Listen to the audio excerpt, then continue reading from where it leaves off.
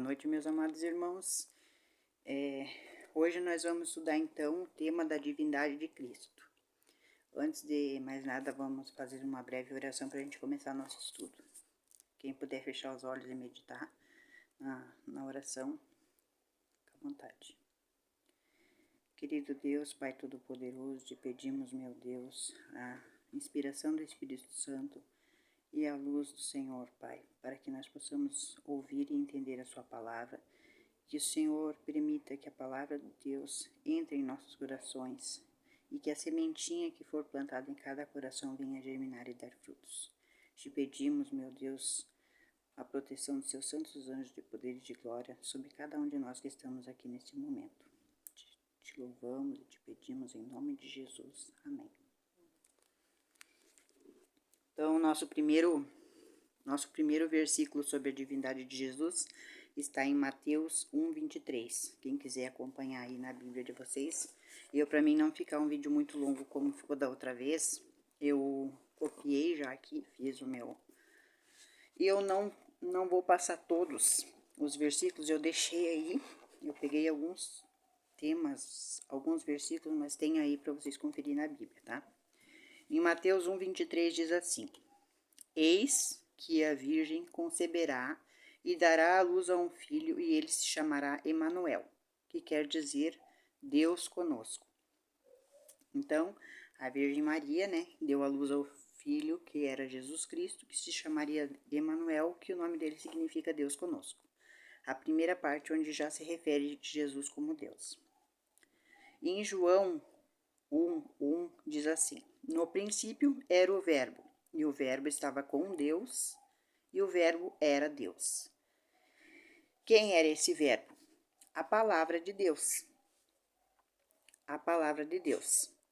No versículo 14, no seguinte, no mesmo João ali, capítulo 1, só que no versículo 14 a gente vai ler assim, ó.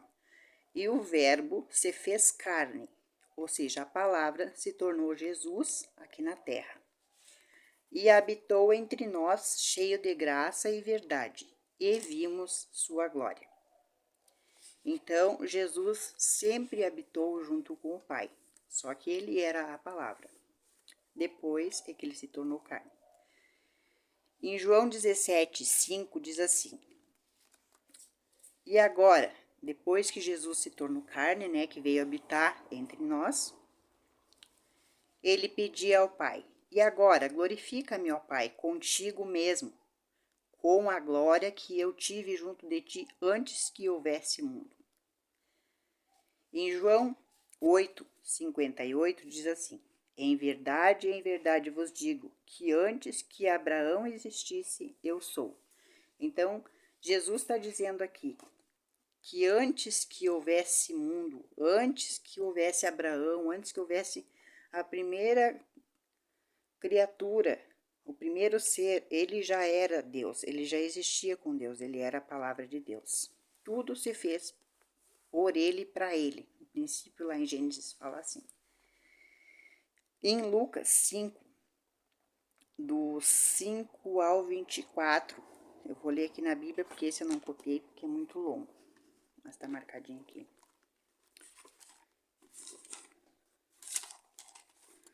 Lucas 5, versículo 20 ao 24 diz assim: Vendo-lhes a fé, Jesus disse ao paralítico: Homem, estão perdoados os teus pecados. E os escribas e fariseus arrazoavam, dizendo: Quem é este que diz blasfêmias? Quem pode perdoar pecados, senão Deus?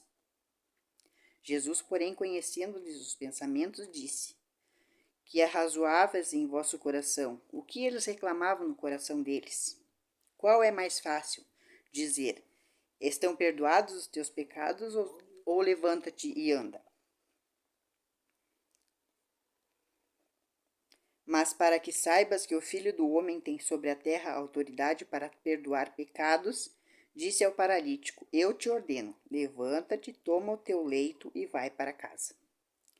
Então aqui os escribas eles achavam um absurdo alguém poder perdoar pecado, porque eles seguiam a lei mosaica que ninguém tinha o direito de perdoar pecado. E não tinha mesmo, só Deus podia perdoar pecados. Só que Jesus era Deus, Jesus era o verbo que estava com Deus.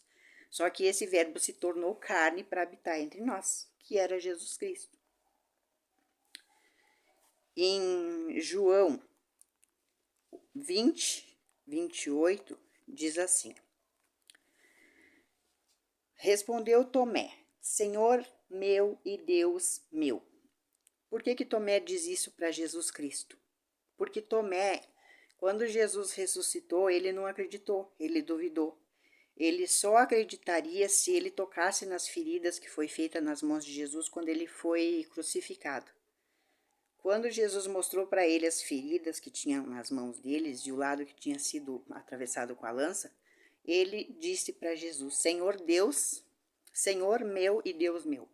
E por que Jesus não repreendeu ele? Não é por causa que Tomé era um ser humano que ele poderia dizer o que ele quisesse. Claro que ele poderia dizer o que quisesse. Mas Jesus, se não fosse Deus, ele poderia ter repreendido ele. Assim como aconteceu em Apocalipse 22, do 8 ao 9, quando João se prostrou e adorou o anjo. O anjo que veio trazer a profecia para ele, veio mostrar aquelas coisas para ele. João se prostrou diante do anjo e o anjo disse assim, não faças isso, eu sou conservo teu e dos teus irmãos e dos profetas que guardam as palavras deste livro. Adora somente a Deus. Então, assim como o anjo repreendeu João, se Jesus não fosse Deus, ele também repreenderia Tomé, mas ele não repreendeu, porque naquele momento ele já tinha subido para a glória do Pai, né, e reivindicado a glória que ele já tinha antes de vir para a terra. E tem mais uma palavra aqui para ler também, que está em Isaías 9:6, que eu deixei marcado aqui.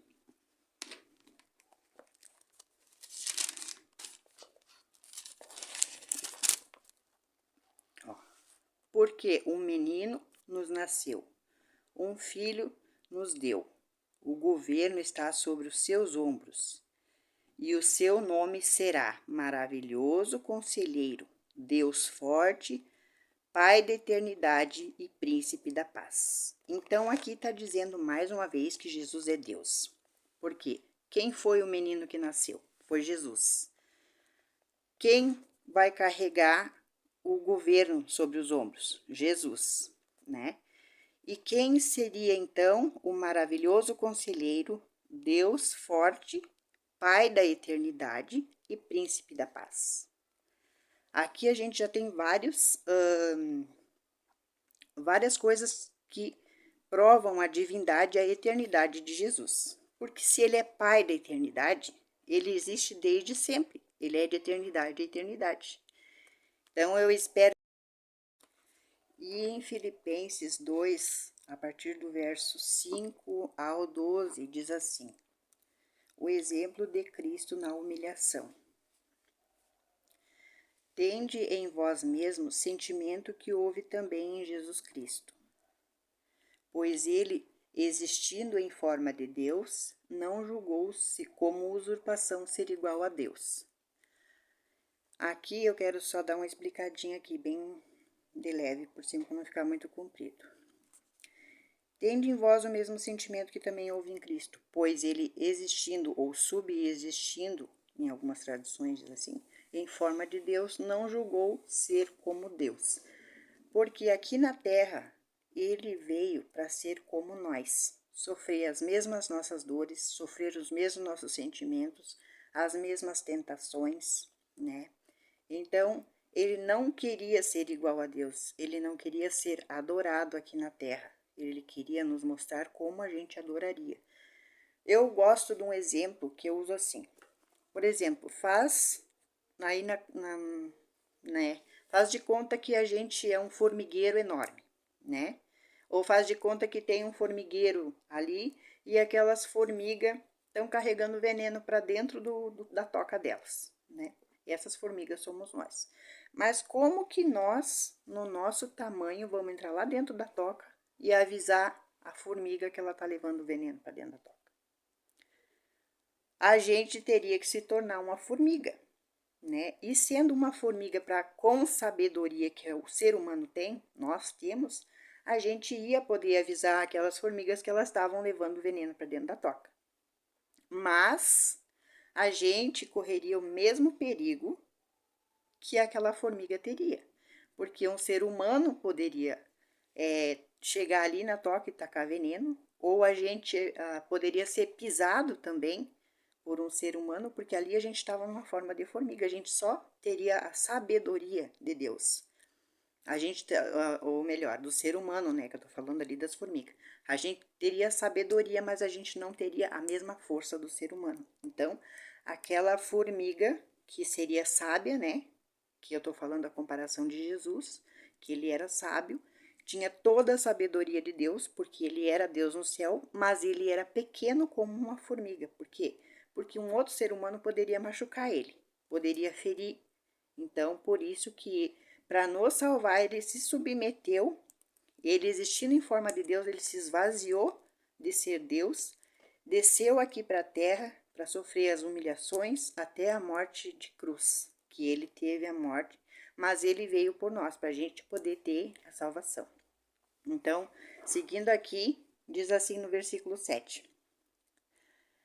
Antes, a si mesmo se esvaziou, assumindo a forma de servo, a forma de homem, tornando-se em semelhança de homens, reconhecido em figura humana. A si mesmo se humilhou, tornando-se obediente até a morte de cruz. Pelo que também Deus o exaltou sobremaneira e lhe deu o nome que está acima de todo nome, para que ao nome de Jesus se dobre todo o joelho, no céu, na terra e debaixo da terra, e toda língua confesse que Jesus Cristo é Senhor, para a glória de Deus Pai. Então, aqui em Filipenses é só para concluir, né, que é aquela história. Não sei se deu para entender aí, tomara que Jesus, Cristo, Espírito Santo consiga fazer vocês compreender isso, que é essa comparação que eu fiz, né, do ninho de formiga lá.